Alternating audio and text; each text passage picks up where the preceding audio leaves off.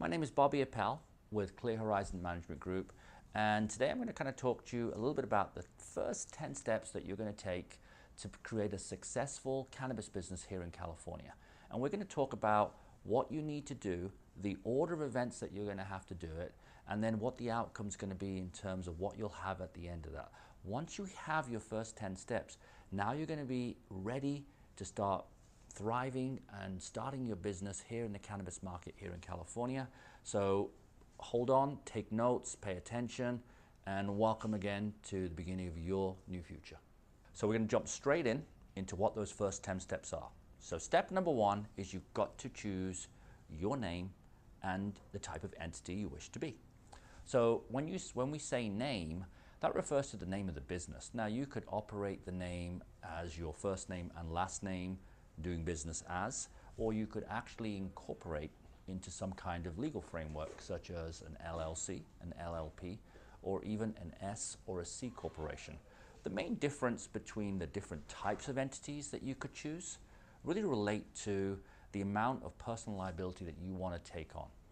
As a sole proprietor, you're kind of pretty much responsible for everything that happens in the day-to-day operation with your personal assets and personal responsibility. As a corporation, you're kind of a couple of steps removed away from that, and so now the corporation is responsible for the management and the operating of the business, and you merely are a stakeholder or a shareholder.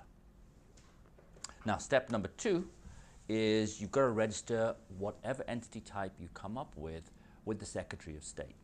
So which means that you've got to file your forms, you've got to file the type of structure you're going to be, and then the Secretary of State will issue you some documentation that basically says that in the state of California, you are registered to operate and do business. Now, remember, that's not an authorization that you can continue to work within cannabis. That means you've just picked a legal name and you have created a legal structure for your business in the state of California. And now you're all set up and ready to go to start working with setting up some kind of licensing. So, step number three. Now you've chosen your name and you've registered the name. Now we've got to find a suitable location to be able to operate our cannabis business. Now remember this, most cannabis businesses by jurisdiction are restricted on where they can operate, and even the types of cannabis businesses that can operate in certain cities and municipalities and jurisdictions. So we have to make sure that we're properly zoned and we are allowed to operate our particular type of business where we've chosen to do that. Step number four. Now we're ready to obtain our seller's permit, again, which is pretty much an online process. We just go in and we basically notify the state of California. They'll provide us a special reseller's permit number or even a permit number which allows us to sell product in the state of California. And then if you're a distributor, you're going to require a special distributor's tax permit, which we will talk about a little bit further in this video. Once we've done that, we are now ready to obtain our local and city license. Now what that means in a nutshell is that now we've got to get this local jurisdiction that we've chosen to do business in to be able to give us permission to do that. And the way that they do that can be cumbersome, and this is probably the longest part of the process. But once we're through it, we basically have the authority to transact our business in that local municipality or city or jurisdiction.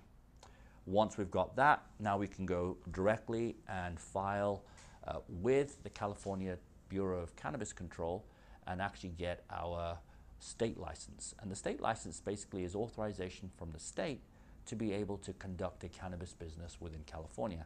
Now remember this, you have to have two types of licenses. One is your local license, which we just went over, and the second one is your state license, and you have to have both in order to be compliant in California's cannabis market. Once we've got that, we're going to have to take on certain responsibilities. Now, this is where the market really differs. Running a legal business in California means that each employer is responsible for certain responsibilities in regards to their employees and the way that they operate their business.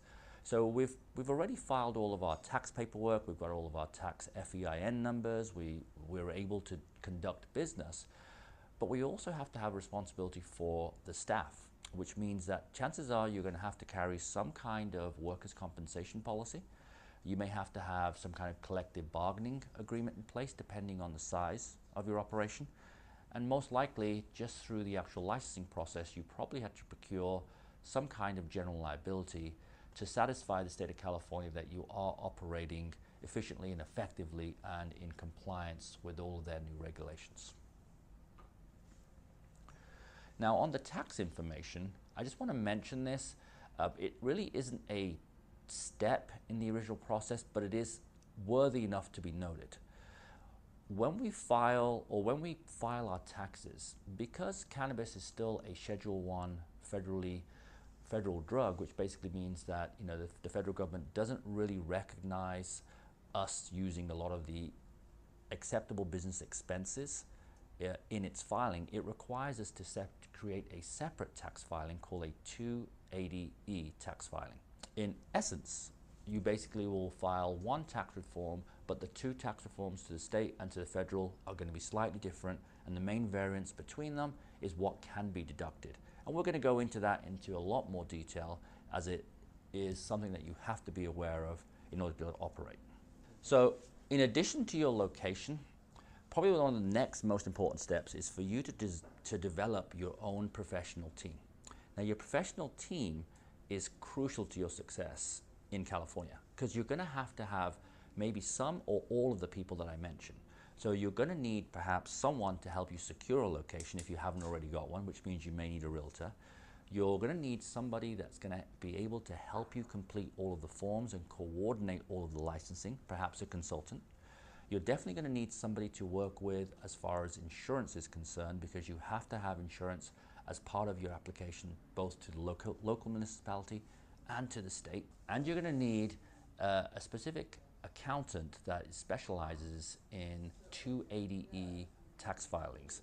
So these are some of the people that you may need. You may need additional members to your team, or you may need less of these people, but compiling the team is going to be critical to your success in being able to procure your license and then be able to move forward in a constructive and positive way in California.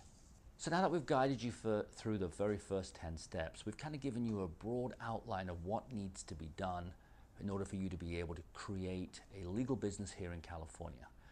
We want you to be able to click on the link below, and we're going to guide you through in detail and hold your hand through every step of the process to actually break down what each of those steps are, so you can actually be successful and you can actually get through this process, and you can begin your business in California's legal marijuana market.